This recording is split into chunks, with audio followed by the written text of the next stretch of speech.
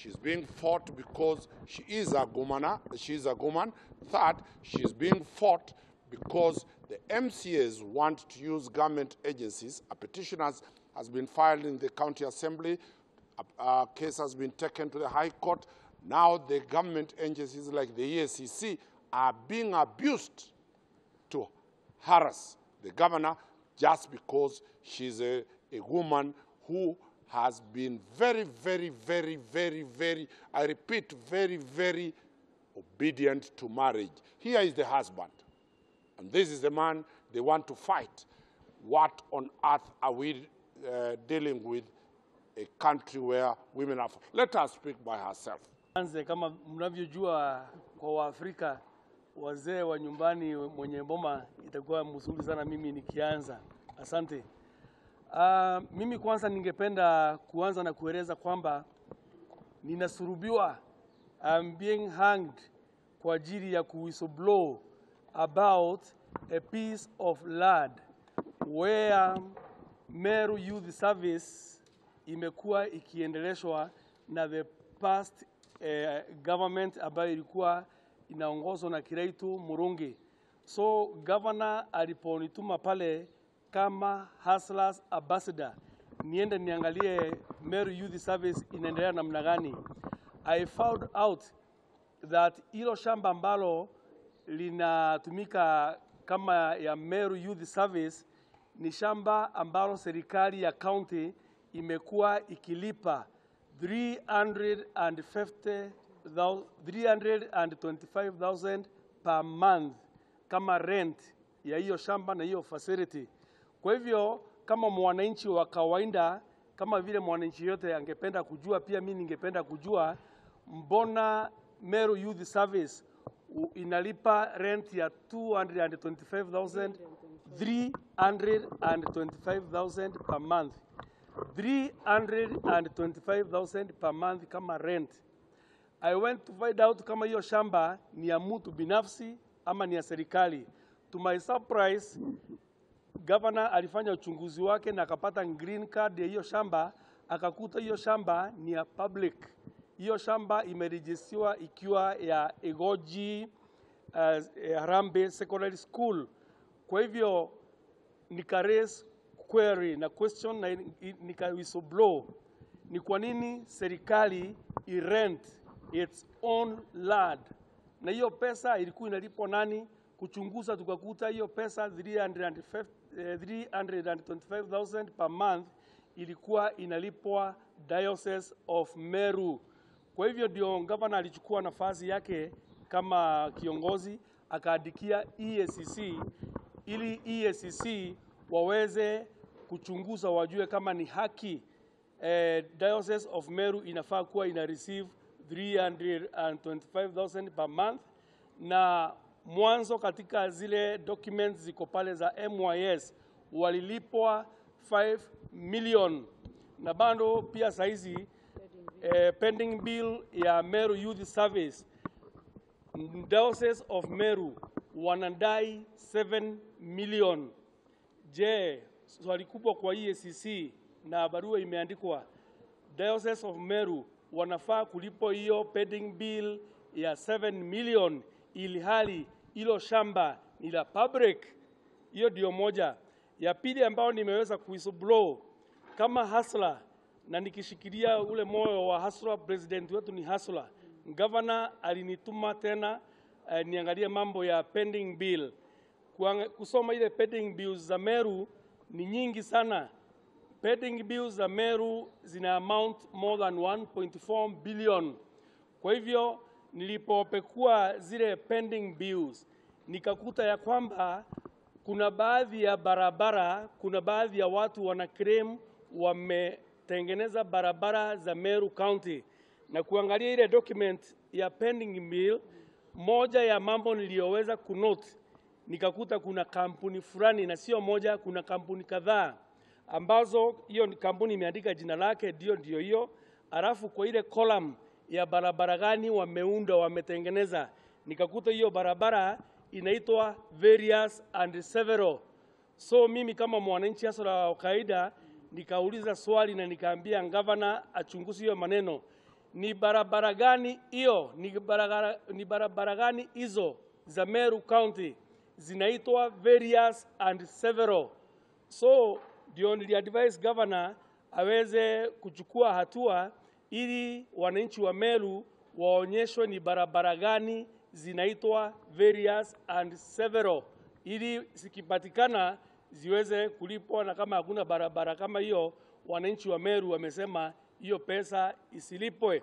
Kwa maana vile tunaongea saizi, kaunti ya Meru hata haiwezi kulipa wafanyikazi wake, kwa maana wako na DR ya miezi miwili, vile governor alikuta mambo yakiwa. Kwa hivyo hayo ni mambo mawili ambayo yanafanya mimi nisidubishwe. Na nikiongea hivyo, baadhi ya wana MCA wa Meru County ndio wameanza kunipiga mimi na kunichapa, wakiuliza Murega Baicu ambaye ni husband wa governor anaongea kama nani, na yeye si official wa serikali, na yeye hajapigiwa kura. Mpaka wakaanza kusema mimi nisiongee katika mikutano official ya serikali, na mpaka wakaandikia EACC barua ya kwamba mimi sifai kuongea katika mikutano official ya serikali. Je, hiyo mikutano official ya serikali ni kama gani? Ni kama mkutano ambao tumekuwa nao hivi juzi wa Mashujaa Day. Ule ni mkutano official. Wanasema mkutano kama hiyo ukifika, mimi nafaa kukaa nyuma ya tent. Mkutano kama ile ya kuflag off chakula ambacho tunashukuru rais wetu hasla President William Samoei Ruto amepea wa Meru chakula ili kusaidia wale wamekidhiriwa na hali ya njaa. Kulikuwa na mkutano ule wa kuflag off the food, pia huo ni mkutano official. Nikipatikana pale, MCS wengine wanasema sifai kuwa pale, kwa hivyo nafaa nikae nyuma nisiende pale. Mimi kama ambassador wa mahasona na patron, nimeenda nimetafuta wafadhili ambao wanafaa kuja kusaidia vijana wetu. Nikitafuta wale wafadhili, nafaa kuwaleta kwa ndani ya ofisi ya governor ili waongee na governor. Kwa hivyo viongozi wengine, MCS wengine wanaona sifai kuingia kwa ofisi ya governor. Kwa hivyo nikipata mfadhili, nafaa nifike pale kwa ofisi ya governor, nionyeshe mfadhili ndio ile ofisi ya governor, waingie peke yao, mimi nirudi nyuma ili isisemekane nimehudhuria ama nimeingia katika ofisi ya governor ilihali mimi sio mwajiriwa wa county na ilihali mimi sijapigiwa kula. Jambo la kushangaza, hata wamefika hali ya kusema mimi sio mwajiriwa wa serikali na mimi sio ofisa wa serikali. Kwa hivyo hata lile gari la governor, gari lake official, governor afai kunipatia lift wakati anaenda kuhudhuria mkutano wowote. Wakasema kwamba hiyo gari ni official, and because mimi si ofisa wa serikali na mimi sijachaguliwa kwa kura, sifai kuingia lile gari la governor. Kwa hivyo mpaka sasa ningependa hii EACC wanisaidie, kwa maana kama sasa walipoandikiwa ile barua, imebindi mimi governor akienda kuhudhuria mahali, mimi imebindi niwe na komboa bonda ili inibebe, kwa maana sasa sifai kuingia ile gari la governor, kwa maana ni gari la serikali. Jambo lingine ambalo limenifinya sana pia, governor alipochaguliwa alipatiwa official residence. Official residence ni kumaanisha ni kama ile state house rais amepewa. Kwa hivyo imesemekana pia, kwa maana mimi sio mwajiriwa wa serikali na sijachaguliwa kwa kura, mimi sifai kulala ile residence. Sasa mimi hata mahali pa kulala imebindi ile nyumba ambayo tulijenga na governor yetu ya bao pale ndio nafaa kuenda kulala, kwa maana sasa sifai kulala official residence because I'm not an official of the government. So ni kwa hisani, kwa maana nimeona yale mambo yameandikiwa barua ya EACC, ningependa EACC wanisaidie nijue mipaka yangu, wanisaidie nijue kama nafaa kulala katika lile boma la serikali, nielewe kama nafaa kubebwa na lile gari la governor wakati tunaenda mahali. Kwa hivyo ningeomba EACC wanisaidie pia mikutano, nielewe ni mikutano gani official ambayo ningefaa kuwa natumia, kwa maana sasa mpaka hapo imefika mimi nimeona napitia ile inaitwa GBV, gender based violence. Kwa hivyo gender based violence sio ya wanawake peke yake, hata mimi kama mwanaume sasa napitia hiyo gender based violence. Sasa mimi nashangaa mpaka kuanzia hiyo barua ilipoandikiwa EACC, mimi nakaa nyuma ya tent. Mimi sasa sibebu na gari lile la gavana tena, sipatiwi lift na yeye tunapoenda mkutano, inabidi natafuta either ile bonda chap. Na pia sasa kulala imebindi yeye analala residence official, mimi naenda kulala nyumbani kwetu ambapo tumejenga. Kwa hivyo naomba nisaidiwe na EACC wakuje pale Meru waweze kunidefainia mipaka yangu na vile nafaa kuwa nikifanya kazi kwa jinsi gani. Kwa hivyo ningeomba wananchi wetu na pia viongozi wetu, MCS wetu, hayo mambo yote nikiangalia ni mambo ambayo hayawezi kusaidia mwananchi wa Meru. Mwananchi wa Meru tunafaa kuwa tunatetea mambo ya maji, mambo ya barabara nzuri, mambo ya kupata ambassadors, mambo ya agriculture na mambo ya our environment na mambo zingine kama zile. Kwa hivyo hiyo ndio maoni yangu, na hiyo ndio imekuwa ikifanya mimi niwe nikichapo sana kwa ajili ya kusimama kidete. Na pia kitu kingine ambao wanatetea sana, wanasema hii kofia sifai kuwa naivalia. Sasa kweli viongozi ambao wanachaguliwa kwa kura, kofia ni kitu ya kutetea. Hii kofia mimi ni msanii mwimbaji, nimekuwa nikivalia tangu miaka ya 1990s, na hii ni moja ya brand yangu. Na kazi nyingine ambao nimepewa na gavana pale na nimeshangaa sana ni kazi ya kuwa patron na kazi ya kuwa ambassador wa maasura. Sasa swali ni je, patron, hebu waende katika dictionary zao wasome jina patron. Patron inamaanisha ni mtu ambaye pia anaingia kwa mfuko yake anasaidia. Patron sio kazi ambayo ni ya mshahara. I'm not an employee. Jambo lingine ni ambassador.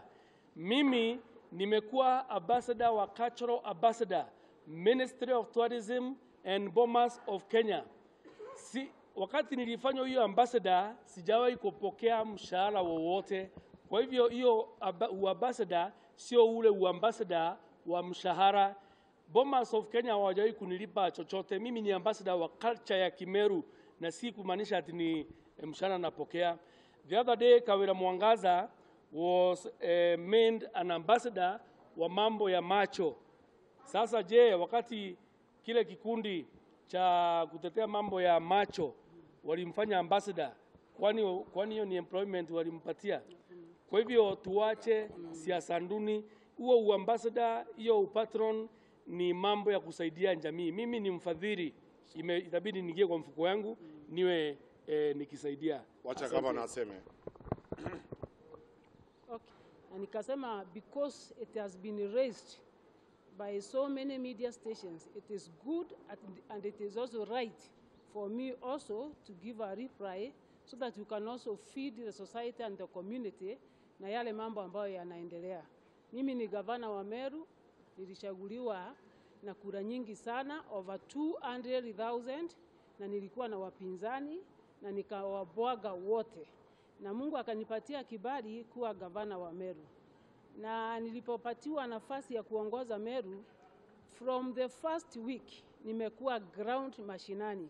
I promised my people that every morning I will be in my office and every afternoon nitakuwa ground kusaidia watu wa Meru. This has not been received so well by my people, especially the politicians ambao tulikuwa tunapigana nao, na kwa hivyo wakatafuta vizingizio using our members of Assembly of Meru. From the word go, maybe they might think that Governor Kawira hataki kufanya kazi na wanasiasa wengine. It is myself that I called the first meeting after 5 days kutoka kwa kura.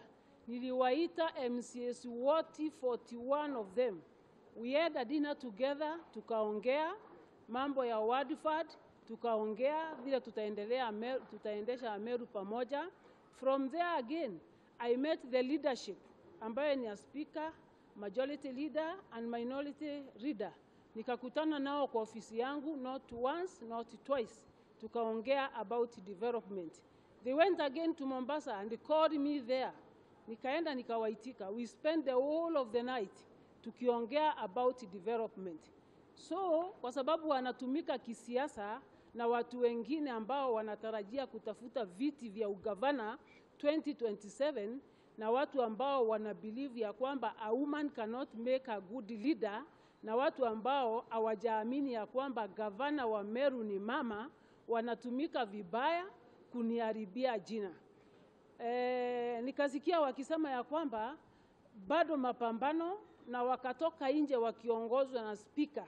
Speaker mwenyewe akaongoza mapambano akiwa ndiye mwenye kupiga ile chorus. Wakasema bado mapambano, they want to see their governor. Then nikawaambia tumekutana na nyinyi for so long na tumeonana na nyinyi mara nyingi. Ngojeni siku ifike yenye mmeweka kwa Kenya Gazette nikuje tuongee pamoja. Wakasema no, we are not ready to be addressed by you unless you come and meet us first. Then I said, for what? Because I'm coming to meet you, and then we will have a sitting after the assembly, ama after the meeting ambayo mumeweka. Wakaenda kwa media, wakaita media zote, led by the assembly speaker. Wakasema, no mama, you are not going to address us. Nikasema, because the date has been gazetted, I will avail myself to that place, then I see the results. Nilipofika kwa assembly, nikakuta wamefunga the main gate, wameweka magari maprobox wamefunga. Nikaenda nikatumia mlango wa nyuma. Pia nikakuta wamefunga milango ya nyuma. Nikaona sasa it is some few minutes to time na watanifungia isemekane ya kwamba the date has been gazetted and the governor hajafika. So nikaacha gari langu mbali, nikatembea kwa miguu kwa heshima. Nikaambia watchman mwenye ako hapo nifungulie niingie. Kuingia kwa assembly, nikakuta wamefunga, wameshikana mikono, wamefunga nisiingie. One of the ladies there akaniambia kuja mama. Akanipeleka mpaka kwa ofisi ya speaker. Nikaambia speaker nimekuja. Akaniambia no, members will not listen to you. Nikamwambia tuende, wakitaka kutoka, watoke. Tukaingia mpaka assembly. Tulipoingia, vile walikuwa wamepanga from the word go, immediately after kuanzia kutoa speech, wakatoka wote, nikabaki peke yangu. Then speaker adjourned the house, akasema hatuwezi kuendelea kwa sababu hakuna quorum. Kutoka nje, nikakuta wale MCAs wakiwa na mawe, matuzi. We have videos showing the same filthy deeds that was done the very day. Wakanirusha mawe, wakanitusi, wakanifukuza, nikatoka nje. After there, nikatoa clips zote za kuonyesha ya kwamba we have been meeting with them, we have been sharing with them, I have been talking to them. I have visited over 26 ones out of the 45 ones within Meru. 26 ones kupeleka development within 2 months, it is not a joke. Now every meeting that I go to those ones, I am always accompanied by the MCA. Siendi peke yangu, naenda na hawa ma MCA. So kusikia ya kwamba the public imewageuka, wameonekana hawa ndio wabaya kwa sababu wanalialia mambo za ovyo, wakakuja na njia nyingine ya kusema they want word fund. Wakaniambia tunataka word fund because we promised our people roads, we promised our people bursaries, we promised our people bridges, so we want word fund. Nikawauliza, word fund na mwezi moja mtapata wapi? County has not received even a single coin. Watu hawajalipo mishahara. Where do I get word fund to give you? Na nikawaambia wasubiri tupate pesa, tujipange. Then wakasema no. Governor Kiraito used to give them word fund. Governor Munya used to give them. Now it is your turn. You must honor your promise. You say that you are going to give us word fund. Tunahitaji as early as today. I said no, because it is not anchored in the law.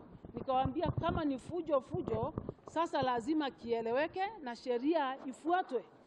Then I went ahead, niliposikia wamelia kwa media, wameanza kuimba bado mapambano, tunataka pesa.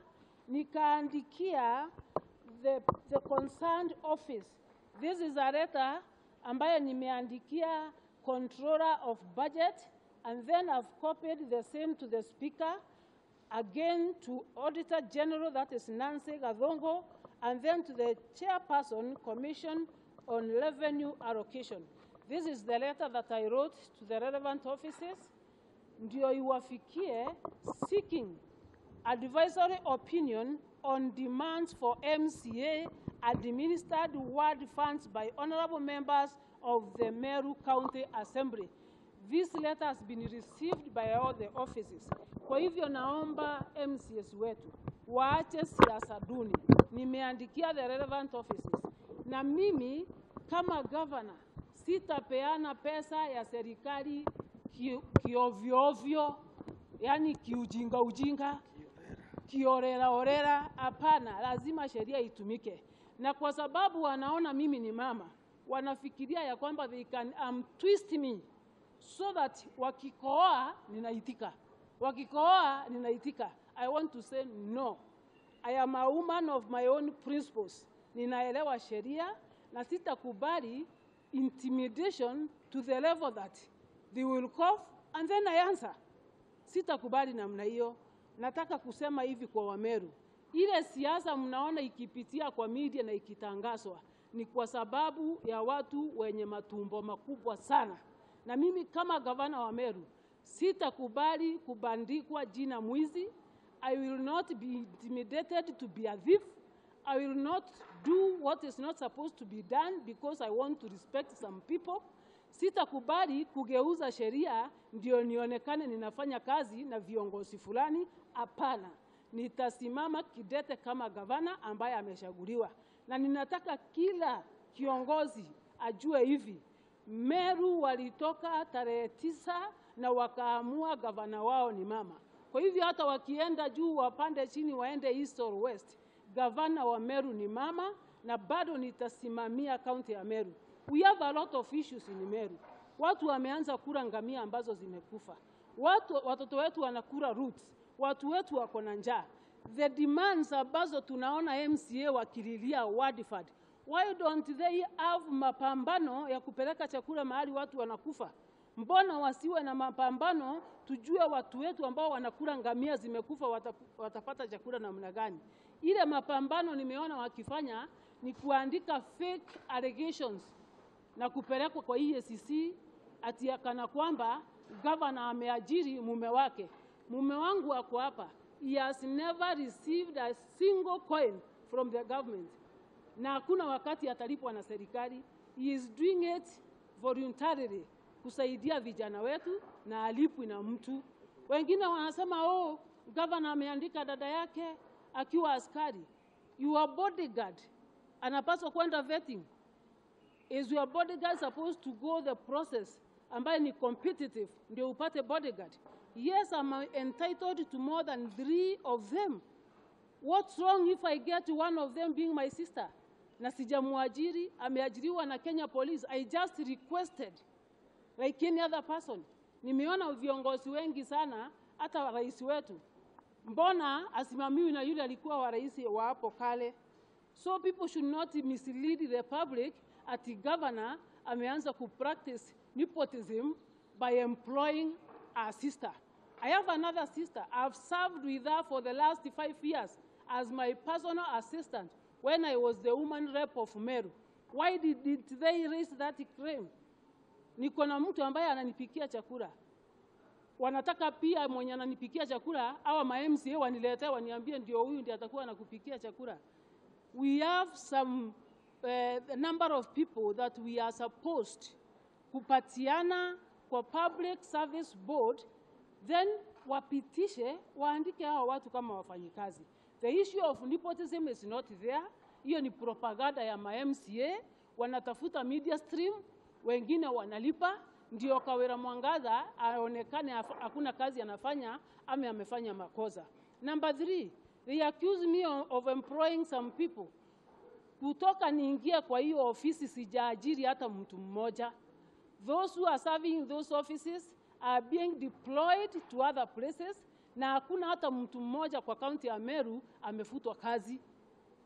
Mtu akifanya makosa kidogo apewa compulsory leave na analipwa, anakimbia wapi kwa EACC ya kwamba ametolewa kazi?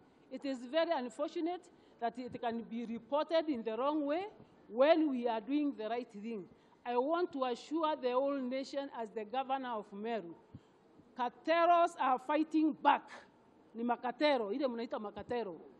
Hiyo makatero ndio wanajaribu kupigana na mimi tena. Lakini nitasimama kidete, nihakikishe ya kwamba no single coin ya pesa ya Meru itapotea ati kuna katero imechukua. And I'm not in the business of massaging any katero ambaye ako Meru. Nitasimama kidete. Niko na mwananchi ambaye ananiombea. Kwa hivyo kwa wadozi ambao wanafikiria wakikuja pande hii ati niandike niajiri dada yake, ati niajiri girlfriend, ati niajiri nani ndio nisemekane nimeleta watu viongozi pamoja, forget about that.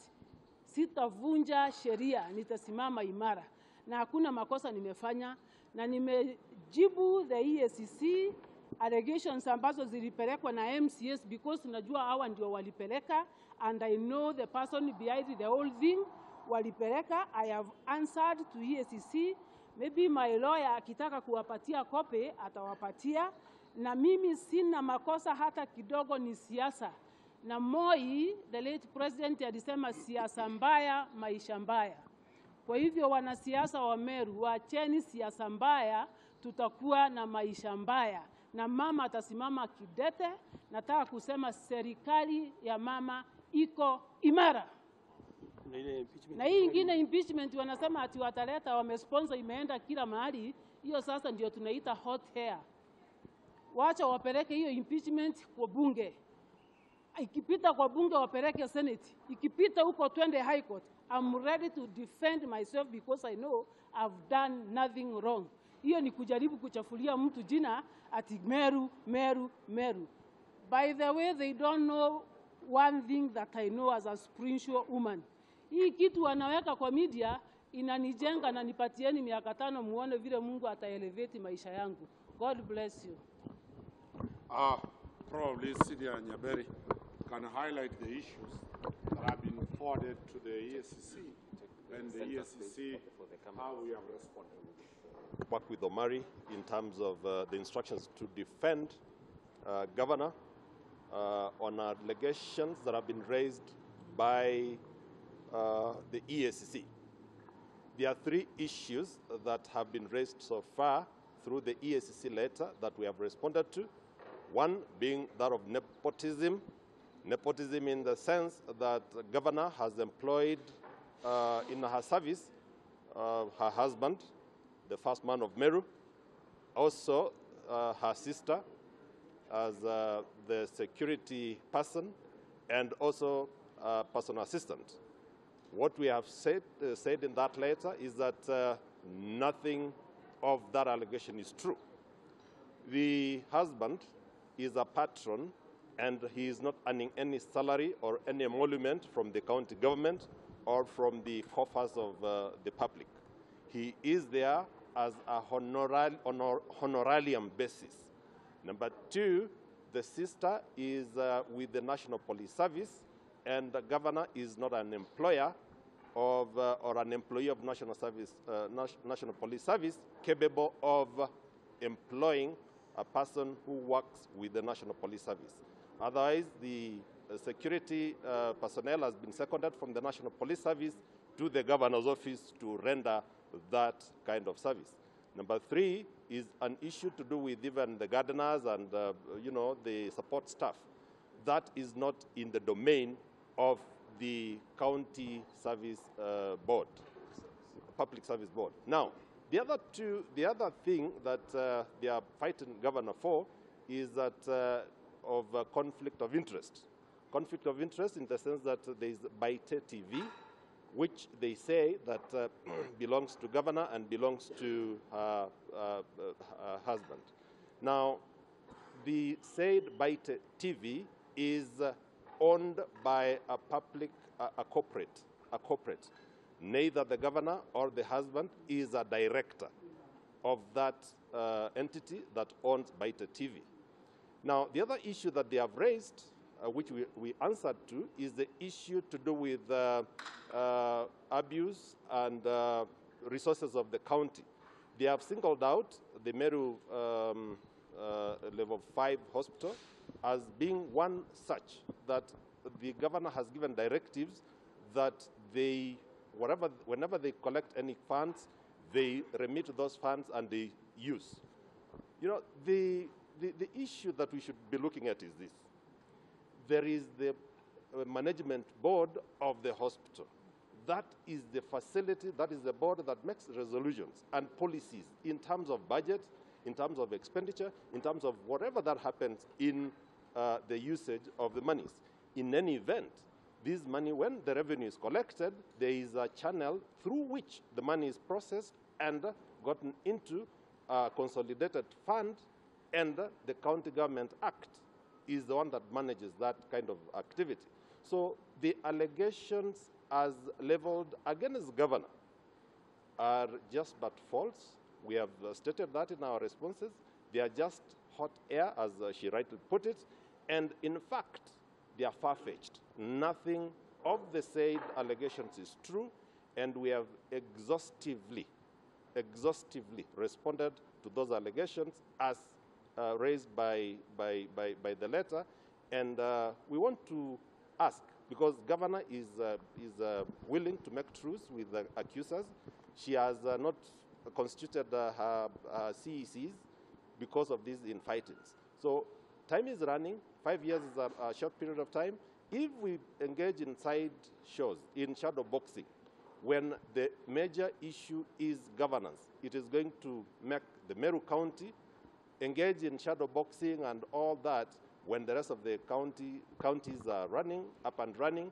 And we should, and I'm urging the people of Meru, and especially the representatives, to follow the law, because governor is following the law, and she is following that law to the letter. That is why she has sought for advisory opinion from the relevant bodies.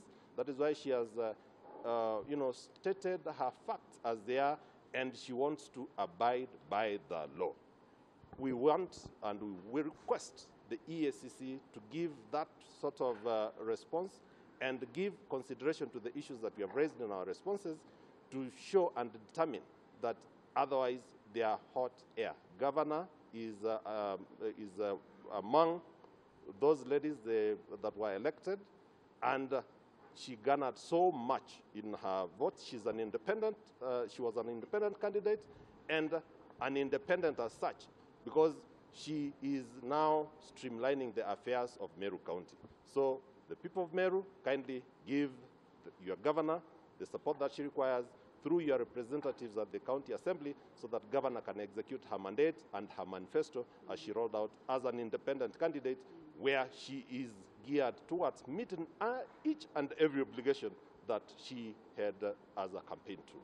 Thank you so much. Maybe Omari can state one or two issues. It has never been an issue when everybody is working with their first ladies.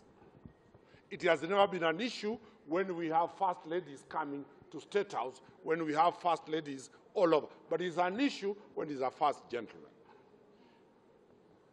Governor will continue being married. Governor will continue remaining with her husband. Anybody intending to fill an non-existent gap, wait to see if there will be a divorce proceedings, then your application can be considered. But there is no vacant position for a husband or of that. Neither is there any role for employment of clandestines. Governor is religious, and governor has become so loyal to the vows of marriage. Number 4, the question that we are raising, the gender question. How have we seen our male counterparts like us fight women to bring them down? She's a victim. That she's the first female governor from Meru in an independent ticket. Out of more than 41 MCAs, only one was elected who is a lady. which means the society has not appreciated the role of ladies in terms of leadership. So there are only 2 female, 3 plus the women rep, which is purely a classified position. There are 2 elected and 1 by virtue of the qualification who is now elected. We are urging the larger Meru constituency and the whole country, stop the male chauvinism to fight women. Women are equal. They are able to deliver. She stood against 2 giants fronted by Azimio 1 and another one fronted by Kenya Kwanza. She floored them. The voice of Meru is here. The sovereignty of the people of Meru is embodied in the governor who is here. As Suluhu told them in Tanzania, sasa mjue kwamba anayezungumza na nyinyi sio mwanamke, ni rais wa nani? Wa Tanzania. Anayezungumza sasa ni gavana wa eneo la kaunti la Meru, na amekalia na atafanya kazi ile kulingana na mjibu wa sheria zilizoko na bila kutishwa, bila mapendeleo, bila kulazimishwa, atafanya kulingana na sheria za taifa. Tumekuja mbele ya mahakama kuu ya Kenya ambapo kesi ya rais ilifanyiwa.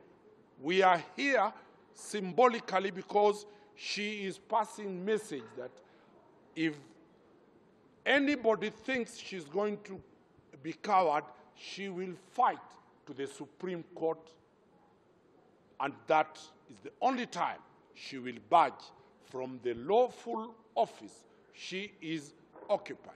And her lawyers, as clearly we have responded to the ESCC, we will respond to any other government agency. She will deal with the political issues affecting the county, but us, as the lawyers for the county, will defend her within the law.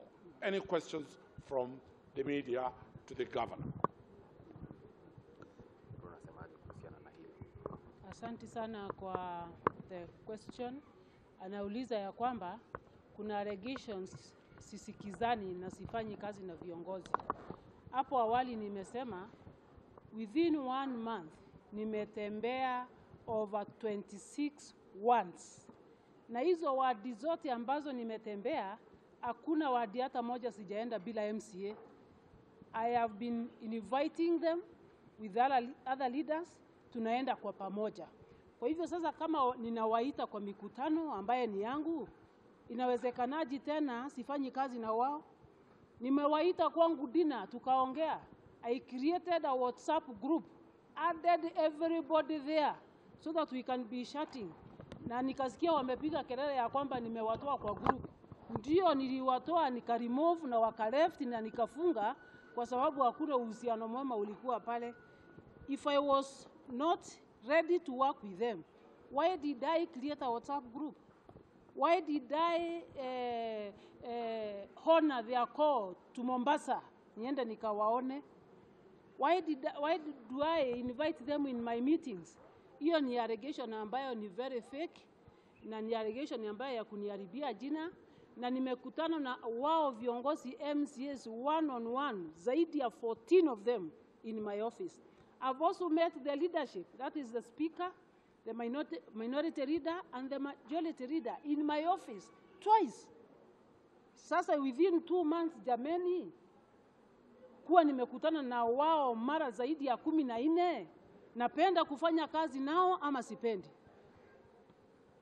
Kwa hivyo hata pia nyinyi mnapaswa mjibu, kwa sababu sijamuona gavana mwingine within Kenya ambaye amekuwa na uhusiano wa karibu na MCA kama gavana wa Meru Kawira Mwangaza. Ni kizingizio tu ya wordfad. Na hiyo naye lazima sheria ipitishe, na sheria ikisema hapana, hakuna ngo hata dururu.